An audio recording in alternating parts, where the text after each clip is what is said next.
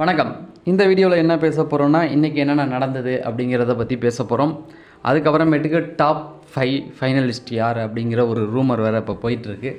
இது எல்லாத்தையுமே பார்த்துருவோம். ஃபஸ்ட்டு எடுத்த உடனே நம்ம பார்க்க போகிறது, இந்த வாரம் வெளியேற போகிறது வந்து தர்ஷிகா அப்படிங்கிறது எல்லாருக்குமே தெரியும். கட்டி பிடிச்சி 2 பேரும் கண்கலங்கினதாக சொல்கிறாங்க. வேறு ஆப்ஷன் இல்லையே. ஏன்னா ஒரு 2-3 வாரமாக அவங்களுக்குள்ளே வந்து ரொம்ப ஒரு இன்டிமேசி வந்து ரொம்ப அதிகமாகிடுச்சு அப்படின்னே சொல்லலாம். அது வந்து வெளியில் போய் முடிவை எடுத்துக்குவாங்க, அது அங்கே போய் பார்த்துக்கலாம் அப்படிங்கிறது தான். 2 பேருமே கண்கலக்கத்தோடு விடை பெற்றாங்க அப்படிங்கிறது தான். இந்த வாரம் விஷாலுக்கு ஒரு பெரிய நெருக்கடியான வாரம்னு சொல்லலாம். ஒரு ரொம்ப குருஷியலான ஒரு வாரம். ஏன்னா நீங்கள் நல்லா யோசித்து பார்த்தீங்கன்னா, இந்த சத்யா விஷாலுடைய நெருக்கமான நண்பர், இந்த பக்கம் தர்ஷிகா விஷாலுடைய நெருக்கமான நண்பி, அந்த பக்கம் அருண், இவங்க எல்லாமே நம்ம விஷாலுக்கு வந்து ரொம்ப நெருங்கிய ஆட்கள். இவங்க எல்லாருமே ஏதோ ஒரு விதத்தில் இந்த வாரம் வந்து வெளியில் ஏறினதாக இருக்கட்டும், தனிமைப்படுத்தப்படுதல், இந்த மாதிரியான விஷயத்துக்கு உட்படுத்திருக்கப்பட்டிருக்காங்க. இதனால் விஷாலுடைய கேம் வந்து இனிமேல் கொஞ்சம் நல்லாயிருக்கும் அப்படிங்கிறது தான். முதல்ல இவங்க வெளியேறிட்டாங்க. அருண் வந்து இனிமேல் வந்து அவருடைய வாய்ஸே வந்து அதிகமாக எடுபடாது அப்படிங்கிறது. இந்த பாயிண்ட்லேருந்து கரெக்டாக நோட் பண்ணிங்க. நான் சொல்ல வர பாயிண்ட்லாம் கனெக்ட் பண்ணி பாருங்கள், உங்களுக்கே புரியும். அருணை அடித்ததுக்கான காரணம், அருணுடைய அந்த பேச்சு குரல் வந்து நிற்கணும். அருண் வந்து இருப்பார், ஒரு 90 நாட்கள் வரைக்கும் இருப்பார் அப்படிங்கிறதுல மாற்று கருத்து இல்லை. அருண் வந்து ஒரு அக்ரெசிவான ஒரு கேமை விளையாட ட்ரை பண்ணுறாரு. இது அவருக்கு ஆனால் ஓட்டுகளை கொஞ்சம் அதிகப்படுத்தி தரத்துக்கான நிறைய வாய்ப்புகள் இருக்குது. வெளியில் பிஆர் டீமும் இருக்குது. கொஞ்சம் வெளியில் நல்லா விளையாண்டாவே ஓட்டுகளை அள்ளி போட்டுருவாங்க. இவரை ஒட்டைச்சதன் மூலியமாக இனிமேல் அவருடைய வாய்ஸ் வீட்டுக்குள்ளே கம்மியாகும். கம்மியானால் என்ன ஆகும்? கம்மியானால் என்ன, அமைதியாக உட்காந்து மிச்சர் சாப்பிட்டுக்கிட்டு இருப்பார். ரைட், இதுவா பேசலாம், இப்படியா, நல்லதுங்க, வாங்கய்யா, நன்றிங்கய்யா அப்படிங்கிற ஒரு துணியிலேயே பேசிட்டு போயிடுவார். இவருடைய அந்த கேம் வந்து அப்படியே இருக்கும்.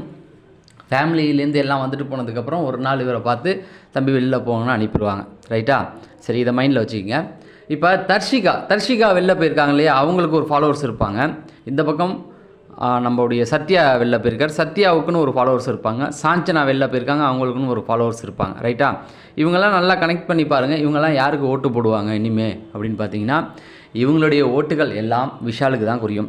ஏன்னா சாஞ்சனாவை வந்து ஒரு நல்ல குழந்த மாதிரி பார்த்துக்கிட்டார். நீங்கள் போகிற அந்த வாரம்லாம் பார்த்தீங்கன்னா, மடியிலலாம் படுக்க போட்டு தாலாட்டு பாடாது தான். சரி, அது ஒன்று வச்சுக்குவோம். அடுத்து இந்த பக்கம் தர்ஷிகாவுடைய முழு ஆதரவும் அவங்களுக்கு தான் இருக்கும். அவங்களுடைய ஓட்டுகள் முழுவதும் அவருக்கு தான் வந்து சேரும். இந்த பக்கம் சத்யாவுடைய நண்பர் அப்படின்னு பார்த்தீங்கன்னா இவருக்கு தான் வந்து அள்ளி ஓட்ட போடுவாங்க. சரி, இதெல்லாம் அவருக்கு ஒரு பலமாக இருக்கும். விஷாலுடைய ஓட்டுகள் ரொம்ப கம்மியாக இருக்குது. நீங்கள் நல்லா பார்த்தீங்களா? கடைசி இடத்துக்கு முந்தின இடம். இந்த வாரம் அவர் வெளில போயிருக்கணும்னா அவரும் போயிருக்கலாம். கேட்டால் அஃபிஷியல்னு உருட்டுவானுங்க. அது ஒரு பக்கம் இருக்கட்டும். இப்போ சமீபத்தில் ஒரு ரூமர் ஒன்று போயிட்டுருக்கு. டாப் 5 ஃபைனலிஸ்ட்டு வந்து விஜய் டிவியை குழு கொடுத்துட்டாங்க அப்படின்னு. இன்றைக்கான இந்த ப்ரோமோவில் என்ன நடந்தது அப்படிங்கிறத ஃபஸ்ட்டு பார்த்துடலாம். ஃபஸ்ட்டு என்ன, கேப்டன்சி டாஸ்க் எப்படி நடந்தது, கேப்டன் எப்படி நடந்துக்கிட்டாரு அப்படிங்கிறது தான். அது காலை வீடியோவில் டீட்டெயில்டாக பேசிட்டேன். இருந்தாலும் இந்த வீடியோவில் ஒரு சம்பிரதாயத்துக்காக சொல்லிடுறேன். முதலாளி பக்கம் இருந்தவர்கள் அவரை வறுத்து எடுத்ததாகவும், தொழிலாளி பக்கம் இருந்தவங்க நம்முடைய இவருக்கு ரஞ்சித் அவர்களுக்கு வாழ்த்து சொன்னதாகவும் சொல்கிறாங்க.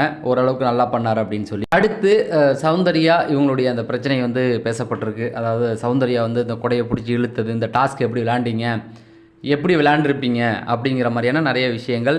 யாருக்கு இந்த பக்கம் போயிருக்கலாம், யாருக்கு அந்த பக்கம் வந்திருக்கலாம் அப்படிங்கிற அந்த குறை நிறைகள், இந்த மாதிரியான விஷயங்கள் டிஸ்கஷன் போயிருக்கு. அதில் வந்து முக்கியமாக வந்து சௌந்தர்யா பண்ணது தப்பு தான், அது வந்து நீங்கள் பண்ணியிருக்க தேவையில்ல அப்படிங்கிறத வந்து பேசப்பட்டிருக்கு.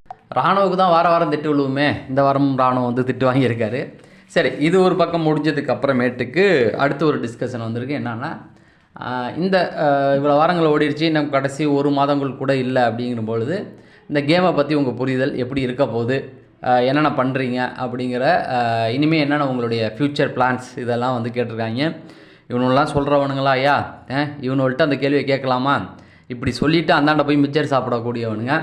அதில் ஒரு 4 பேர் காட்டியிருந்தாங்க. அந்த 4 பேரை வச்சு தான் இப்போ ஒரு பெரிய ரூமர் வந்து வருது. இவங்க தான் டாப் 4ல் வரப்போகிறாங்க அப்படின்னு சொல்லி. அதில் நீங்கள் ஃபஸ்ட்டு பார்த்தீங்கன்னா ஜாக்லினில் தான் வந்து காட்டுறாங்க. ஜாக்லின் வந்து பேசுகிறாங்க. என்னுடைய உழைப்பை முழுமையாக போட்டிருக்கேன், அந்த மாதிரி நிறைய விஷயம் சொல்கிறாங்க. அதெல்லாம் வந்து ஏற்றுக்கலாம். ஏன்னா ஜாக்லினோட ஒரு கடந்த 2 வாரத்துக்கு முன்னாடி ஒரு கருத்து வேறுபாடு நமக்கு இருந்தது, நிறைய பேருக்குமே இருந்தது. அந்த கோவா கேங்கை வச்சுக்கிட்டு ஒரு கேம் விளாட்னது கொஞ்சம் எல்லாருக்கும் கஷ்டமாக இருந்தது. அதுக்கப்புறம் அதுலேருந்து வெளியில் வந்து ஒரு கேம் அவங்க வந்து நார்மலாக ஆரம்பிச்சிட்டாங்க. இவங்க ஜாக்லினை பொறுத்த வரைக்கும் வந்தப்போ சௌந்தர்யா, அவங்க சாஞ்சனா 3 பேர் இருந்தாங்க. அப்புறம் சாஞ்சனா போனாங்க. அப்புறம் வேறு யாருமே இல்லை. அதுக்கப்புறமேட்டுக்கு அப்படியே அந்த கோவா கேங் வந்து ஒட்டிக்கிச்சு. அந்த இடையில கொஞ்சம் இது பண்ணாலும் அதுக்கப்புறமேட்டுக்கு வாரம் நாமினேஷனில் வராங்க. நாமினேஷன் வந்தது கூட பரவாயில்ல, ஒரு கேம் விளையாடுறாங்க. ஏதோ ஒரு திட்டுகள் இருந்தாலும் அடி உதைகள் இருந்தாலும் தூக்கி போட்டு அதான் வலிச்சு தொடச்சிட்டு அடுத்து ஏஞ்சி வர்றது வந்து ஒரு பாசிட்டிவான அப்ரோச் தான்.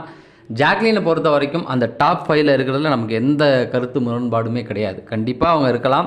ஏன்னா அதுக்கான தகுதி அவங்களுக்கு மட்டும்தான் இருக்குது. வார நாமினேஷனில் வந்து மக்களை ஃபேஸ் பண்ணுறாங்கல்ல, ஓட்டு இல்லைன்னா வெளில போயிருக்கணும்ல நேரத்துக்கு, அதுவே வந்து பெரிய குவாலிட்டி தான் அவங்கள என்னை பொறுத்த வரைக்கும்.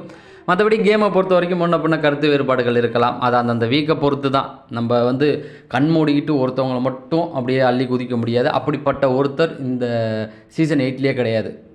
இதுதான் என்னுடைய கருத்து. ஒவ்வொரு சீசன்லேயும் இந்நேரத்துக்கு ஒரு வெற்றியாளன் உருவாயிருப்பான். அவனை வச்சு ஒரு ஆர்மி வந்திருக்கும், ஆணோ பெண்ணோ ஒரு ஆர்மி உருவாயிருக்கும். அவங்களுக்காக கண்ணை மூடிட்டு சப்போர்ட் பண்ணலாம். அப்படி நான் இந்த 7 சீசனும் பண்ணியிருக்கேங்கிறது தான். நம்ம ரிவ்யூ பண்ணல, போன சீசன் பண்ணோம், அதுக்கு முன்னாடி 6 சீசன் பண்ணலை. ஆனால் அந்த 6 சீசனும் நமக்கு பிடிச்ச ஒருத்தர் இருப்பார்.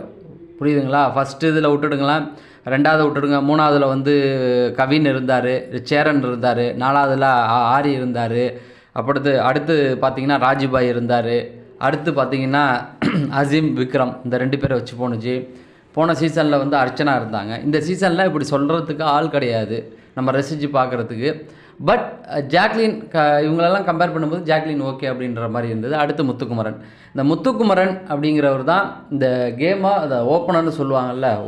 ஒரு கிரிக்கெட்னால் ஓப்பனிங்கில் வந்து ஒருத்தவங்க தாறுமாறாக ரன் அடித்து கொடுத்துட்டு போயிட்டானா அதுக்கப்புறம் வரவங்க நின்று நிதானமாக விளையாடுவாங்கள்ல, அந்த மாதிரி முத்துக்குமரனை பொறுத்த வரைக்கும் இந்த கேமை முதல் 4 வாரம் முதல் மாதம்னே வச்சுக்கலாமே தூக்கி நிறுத்தினது அவர் தான். ஒரு ஸ்ட்ராட்டஜியாக போட்டு அவரோட பேரை சொல்ல வச்சு அவர் ஒவ்வொரு வாரமும் ஏஞ்சி கை கட்டி பதில் சொல்கிற அந்த அளவுக்கு வந்து கொண்டு போனதை வந்து அவர் சொல்லலாம்.